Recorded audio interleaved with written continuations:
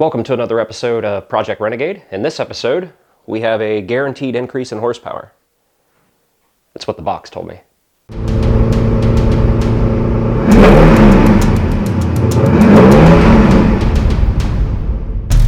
So, like I said, we have a guaranteed increase in horsepower.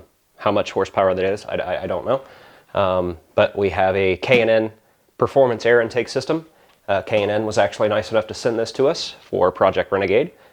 We've had a huge amount of support for Project Renegade over the last couple months, and I want to thank everybody for that. They sent the performance intake system, and they actually sent me a bunch of their oil filters. So what we're going to do is we're going to get everything out of the box and check everything out, and I'll show you all the stuff that comes in the kit.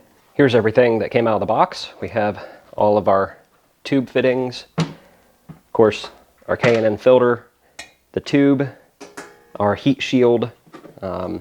This looks to be the adapter for the filter, some weather stripping, some tubing, our hardware kit, and of course our instructions.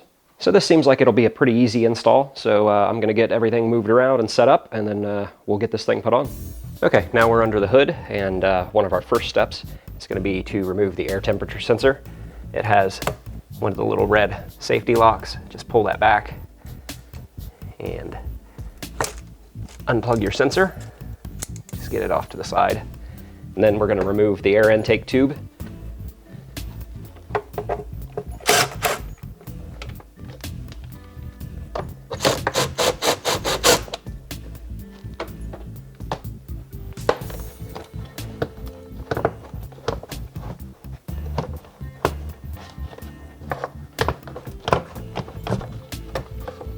Sometimes those can be a little stuck on there. Got that off, set it to the side. Then we're going to remove this breather tube over here. And then we should be able to just give the factory air box a big pull here. And it'll pop out of its rubber grommets. And that's pretty much it for the disassembly. Now let's get to installing the K&N stuff.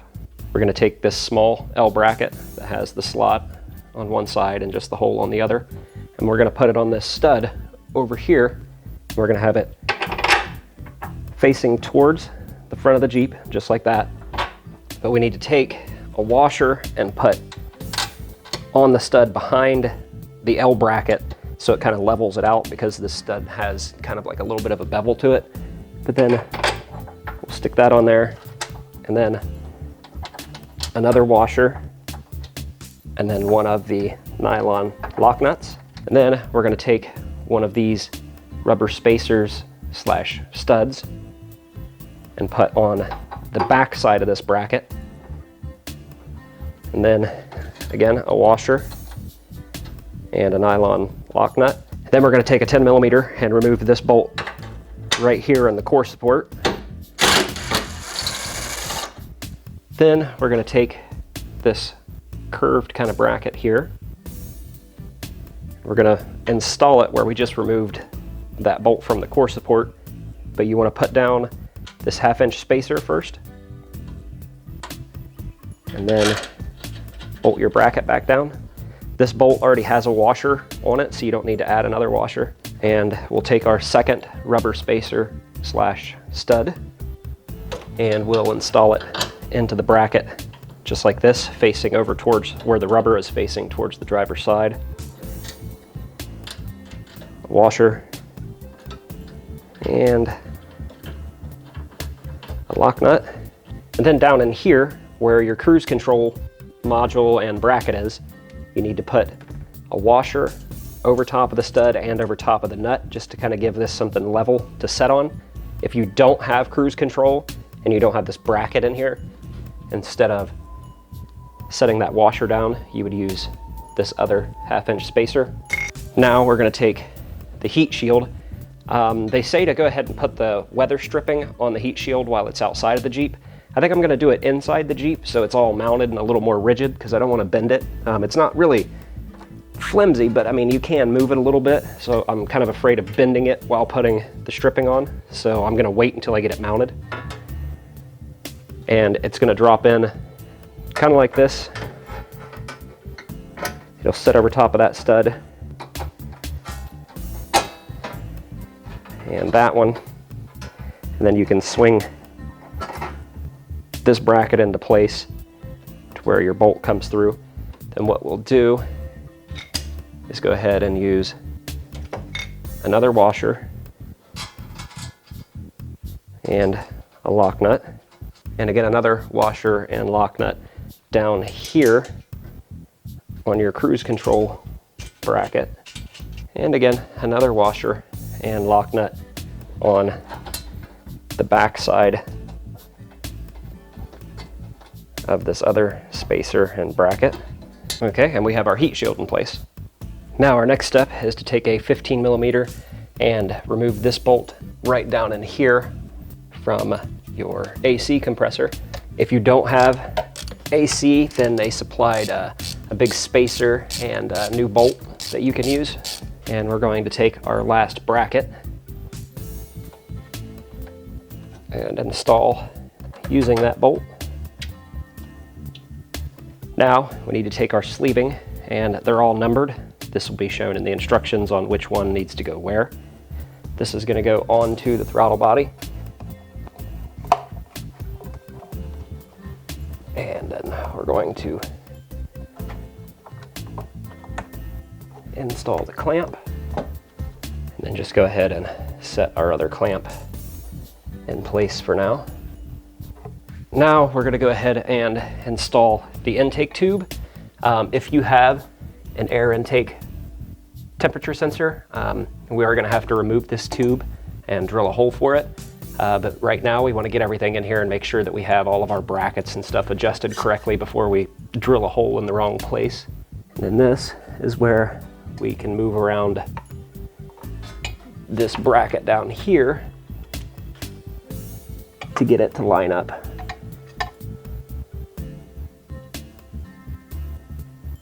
With the bottom of the intake tube, the bracket that was bolted to the AC compressor. So it looks like we have that in the correct spot, and you'll attach that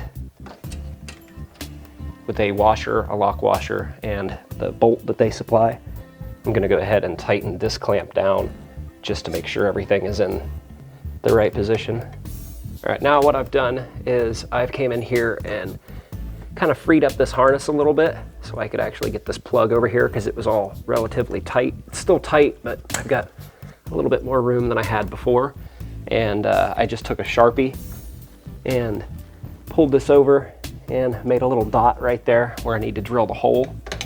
And they give you a grommet to put in the hole, and then you can actually put your air temperature sensor back in. You just remove this from your original intake tube. Okay, I've got the tube back on. I went ahead and drilled the hole, put the grommet in here. It's a 3/4 inch hole that you have to drill. I went ahead and bolted it back to its bracket. I removed the original crankcase breather hose and used some of the supplied hose that they give you to reconnect to the air intake. You do have to cut some of the plastic crankcase tubing. Now we need to insert our air temperature sensor.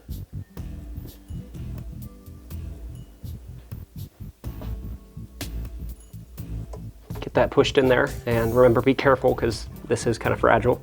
And then we'll plug it back in.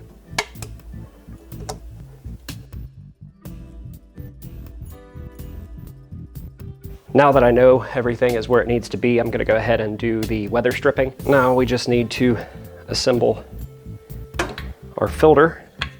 We need to take our adapter, push it into place, and then tighten down the clamp, and then put our adapter on here. Once you have that on, we need to install the clamps and install your filter. Okay, it's in there and it's clear and it's not hitting anything. Gonna make sure that we have all the tools and everything out from underneath the hood. We're gonna open the garage door and we're gonna start this thing up. Hopefully you'll be able to hear it. I'm just gonna use my wireless microphone that I have on so you can kind of hear it from my perspective.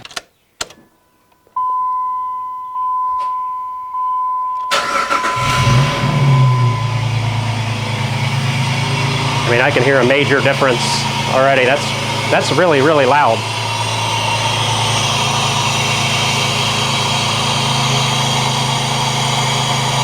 Honestly, I hope that's a little bit quieter when the hood's shut. It's an okay sound if it wasn't so loud, but as loud as it is, it almost sounds like you have some kind of issue.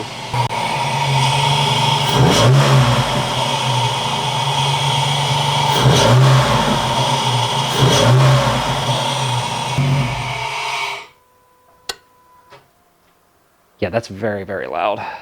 So that's it for another episode of Project Renegade. As you saw, we installed the K&N Performance Air Intake System. It seems to be a really complete system, has a lot of little pieces and parts to it, and if that audio came through from the earlier clip, this thing is very loud. I haven't tried closing the hood and seeing how much quieter it is with the hood closed. I imagine that'll cut down on some of the noise. The noise is okay if it was just a little bit quieter, but at the level it is with the hood open, it almost sounds like there's something wrong with the Jeep. If you're in the market for, like a performance intake or a cold air or a cool air intake style intake, there's a few things to look for. You want to make sure that it either has like a box that surrounds your element, your actual filter element, or a completely enclosed box or something like that, because there's a lot of them that you can pick up for dirt cheap that are just a tube and a filter. Those are counterproductive because all you're doing is sucking in hot air from the engine compartment if your filter isn't separated from the source of the heat, which is, the engine. Well, now we have the high flow intake. If you saw the previous video, we have the high flow exhaust from MBRP, and then of course we have the jet chip. So now we kind of have all of those put together, and we'll get to take it out and test drive it and actually see the real gains. I'll leave a link to this kit down in the description, so check that out. I'll also leave links to the Rocky XTV Facebook and Patreon pages, so make sure to go check those out. Again, a huge thanks to K&N. They sent this intake system out for Project Renegade here. Seems like a great system, so thanks again to K&N. If you came across this and you're not one of my subscribers or you're new to the channel, make sure to go into my channel and check out a couple videos. I've got all kinds of different stuff in there. You can go back and catch up on all the other build videos of this, on another Jeep, a whole bunch of different other stuff. So if you find a video that you like, make sure to hit the like button. If you have something to say, leave it down in the comments. And if you find a couple videos that you like, don't forget to subscribe to my channel.